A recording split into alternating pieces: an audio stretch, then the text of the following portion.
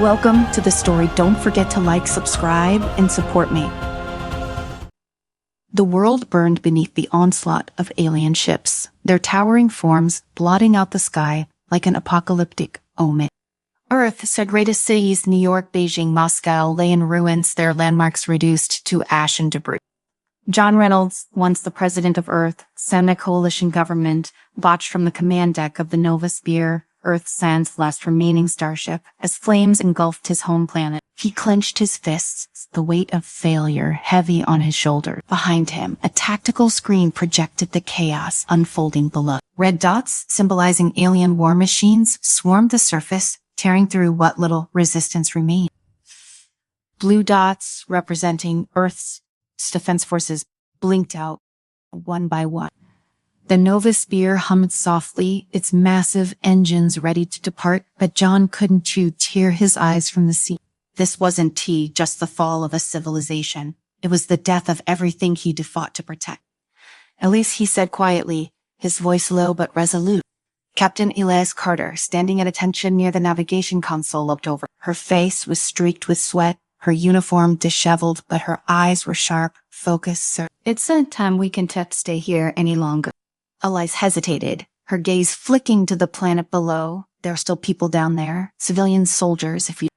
If we wait any longer, John cut her off, his voice firmer now. We will all die. Every second we delay risks the entire ship. He hated making this decision, leaving those people behind, but he knew deep down that there was no saving Earth now.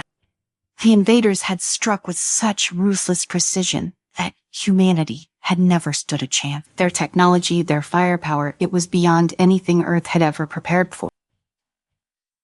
Elise nodded, her jaw tight.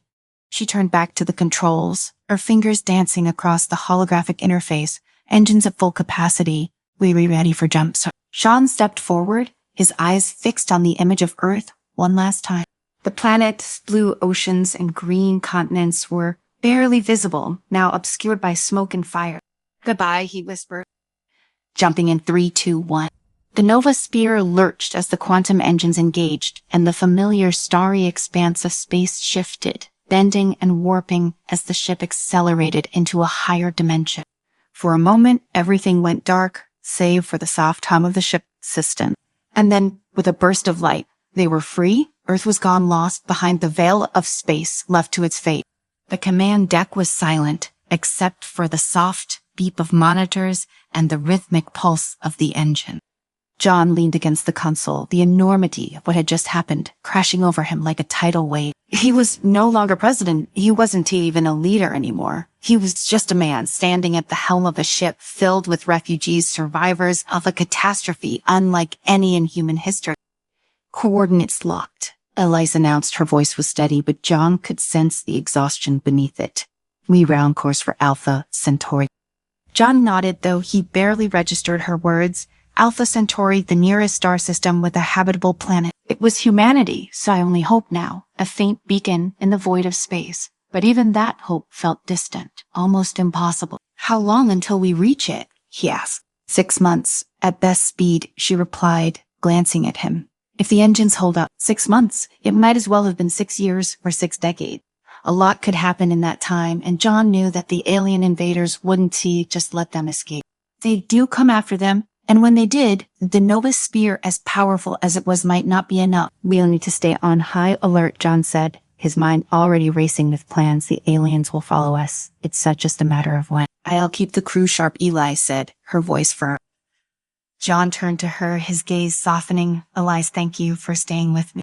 After everything that has happened, I know you didn't have to. She met his eyes, and for a moment, the weight of the past few days seemed to fall away. I believe in you, John. You were always the right man to lead the people who turned on you. They were wrong. John wanted to believe her, but as the memory of his failed presidency washed over him, the protests, the accusations, the ultimate betrayal by the political elites, he couldn't shake the feeling that maybe they'd have been right. We'll see, he said quietly, turning back to the tactical screen. For now, we survive, one day at a time. The days blurred into weeks aboard the Nova Spear as the ship hurtled through the cold expanse of space. Life aboard the ship was tense, but organized. The crew, most of them military personnel or scientists, worked around the clock to keep the engines running, the life support stable, and the ship's defenses ready. John spent most of his time in the command deck reviewing reports, monitoring their progress, and trying to prepare for the inevitable. He knew the aliens wouldn't stop. They were relentless, driven by a singular goal to eradicate humanity. And now they destroyed Earth. All that remained was the Nova Sphere and its few thousand survivors. One night, as John stared at the star-filled void outside the viewport, Elise entered the room. She moved quietly as if not wanting to disturb him, but John sensed her presence immediately. "Can I sleep either?" he asked without turning around. "Not with everything hanging over us," she replied, coming to stand beside him. "I've been going over the ship's logs. We were burning through fuel faster than expected."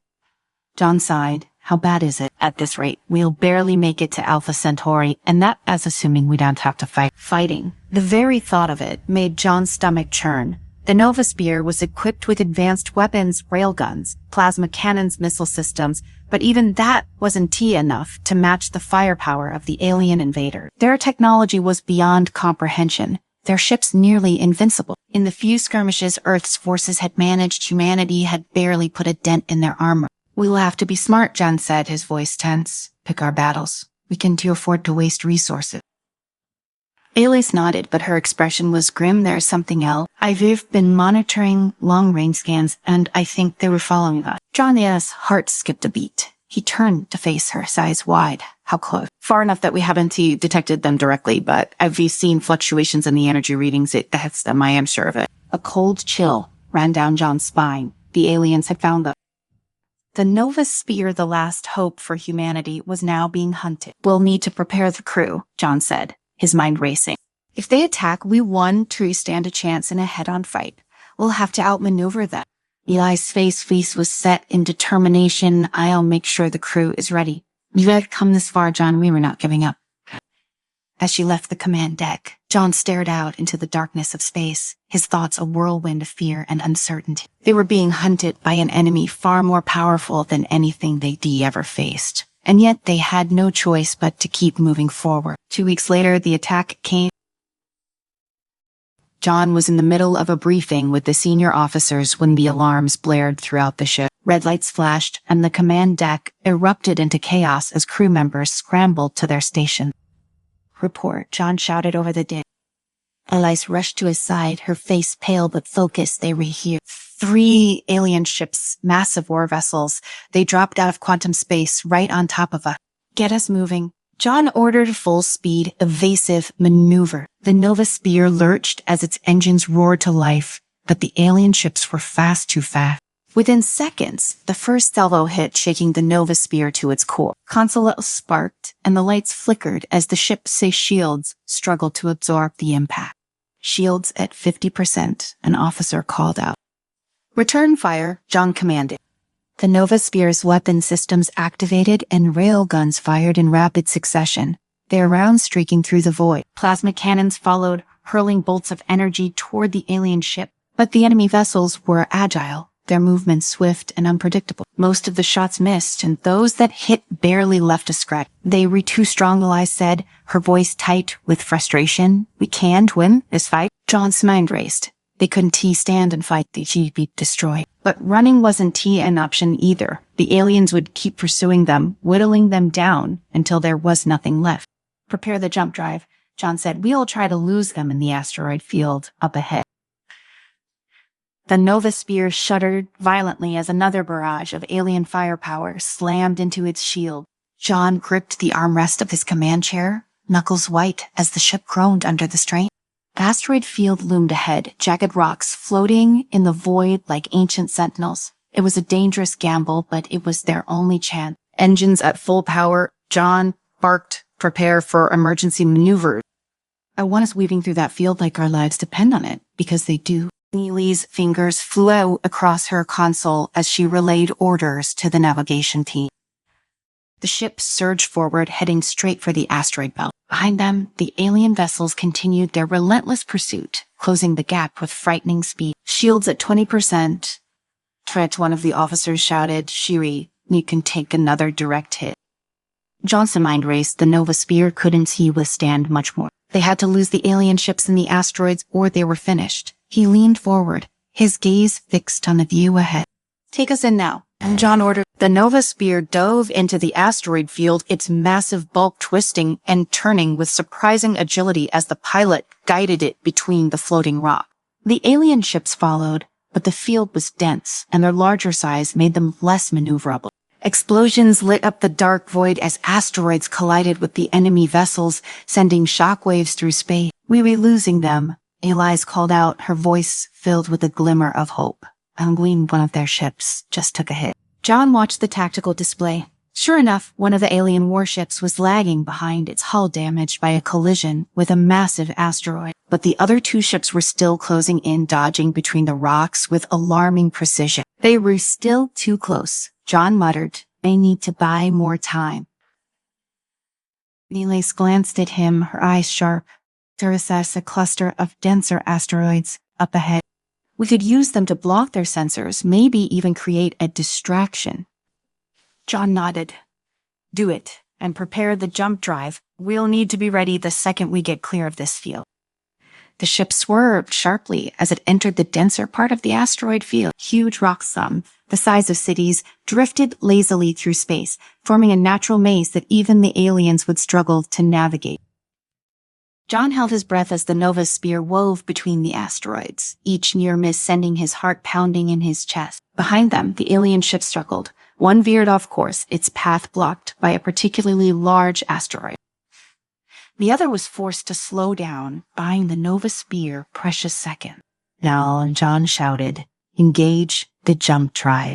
The ship's engines roared to life as the jump drive powered up, and in a flash of light, the Nova Sphere shot forward, leaving the asteroid field and the alien ships far behind. For a moment, the bridge was silent, save for the hum of the ship's piston. John exhaled slowly, the tension in his chest easing just slightly. They had escaped, for now. Elise slumped back in her chair, wiping sweat from her brow. That was too close. John nodded, though he couldn't shake the feeling that this was only a temporary reprieve. The aliens were relentless, and they would find them again. He stood up, his legs stiff from the adrenaline of the chase. "Good work, everyone," he said, his voice steady but firm. "Yuri, but we're not out of the woods yet. We need to assess the damage and make sure we're ready for the next encounter. Please get me a full report on the ship's side condition." "Yes, sir," she replied, already moving to gather the necessary data. As the crew worked to stabilize the ship, John made his way to the briefing room where General Corrin was waiting. The general's face was a mask of barely restrained anger. "You've put us in a dangerous position," Reynolds Corrin growled as soon as the door closed behind John.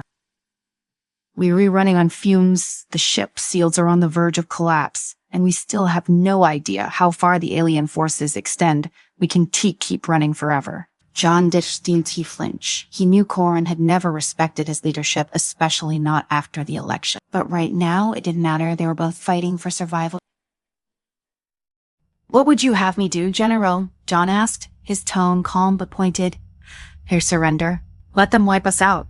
Corrin's jaw clenched, but he didn't respond immediately. Instead, he paced the room, his fists balled at his side. "We need to start thinking about the long term.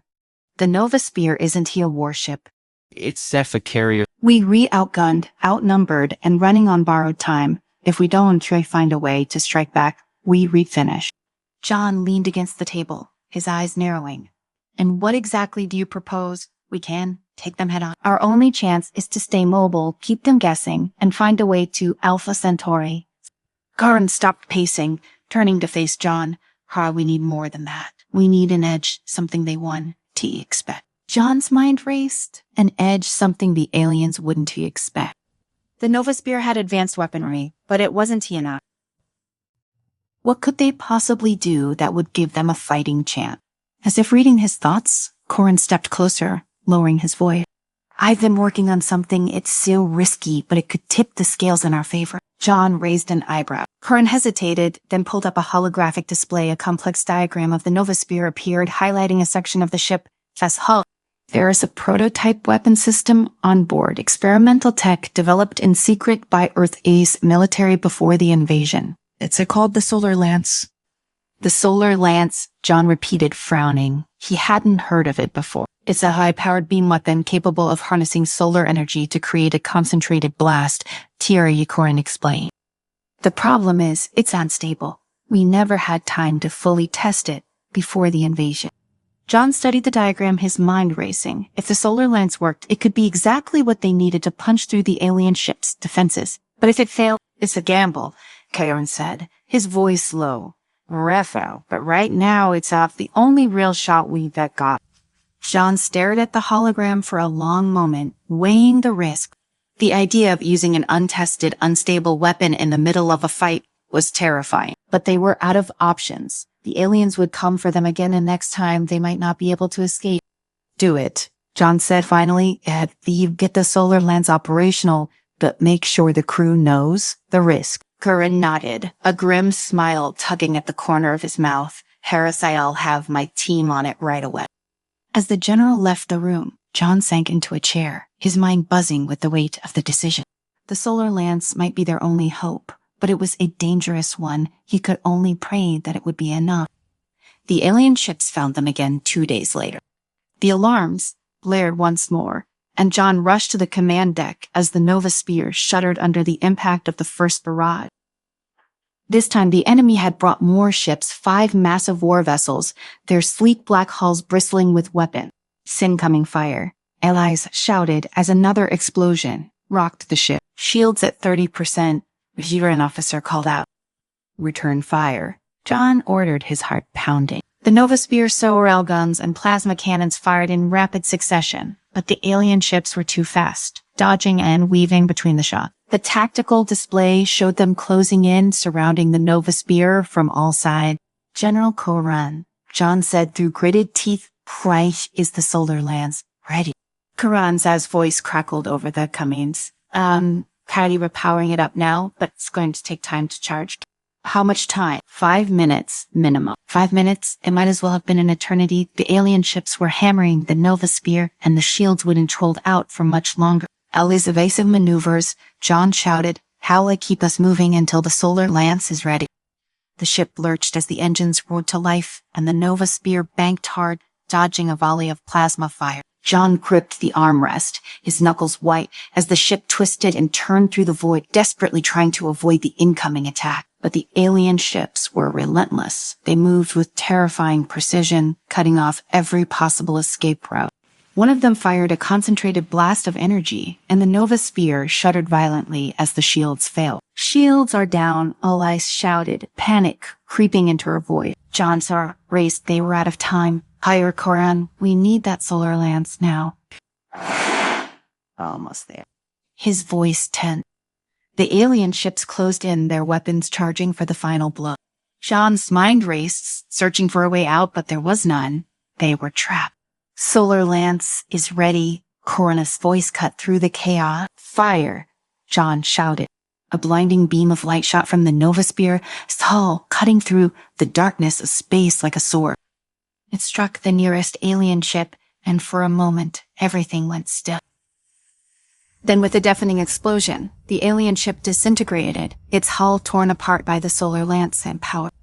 The crew erupted into cheers, but John wasn't celebrating yet. The remaining alien ships were still closing in. Target the next ship. The solar lance fired again, and another alien ship exploded in a brilliant flash of light. But the weapon was unstable, and John could feel the Nova Spear groaning under the strain. "One more shot," Koran's voice crackled over the comms. "Yeah, but after that we redone the system 1 chi hole." John nodded, his gaze fixed on the tactical display. Only 2 alien ships remained, and they were both moving to flank the Nova Spear. "Target the lead ship," John said, his voice steady. Churn fire. The solar lance powered up one final time, and with a blinding flash, it fired. The beams struck the lead alien ship, and for a moment, it seemed as though the battle was won. But then the beam flickered and the Nova Spear shuddered violently as the solar lance overloaded. The final alien ship fired its weapons, and John felt the ship shake under the impact. "Engines are down," Salais shouted. "We've lost power." John's heart sank. They had fought so hard, come so far, but now it seemed as though it was all for nothing. As the alien ship moved in for the kill, John closed his eyes, bracing for the end. But then the sound of the alien ship SAL weapons charging suddenly stopped. John opened his eyes, and to his shock, He saw the alien vessel pulling away, retreating into the void. "They're leaving," Vila said, her voice filled with disbelief. John stared at the tactical display, watching as the alien ship vanished into the darkness of space. He didn't really understand it, but he wasn't about to question their good fortune. For now, they had survived. The Nova Sphere limped through space, its engines barely functioning, its crew exhausted but alive. John stood on the command deck, staring out at the stars. They were still far from Alpha Centauri, but for the first time since leaving Earth, he felt a glimmer of hope. They had faced the impossible, fought against overwhelming odds, and lived to tell the tale. And as long as they kept fighting, kept pushing forward, there was still a chance for humanity's survival.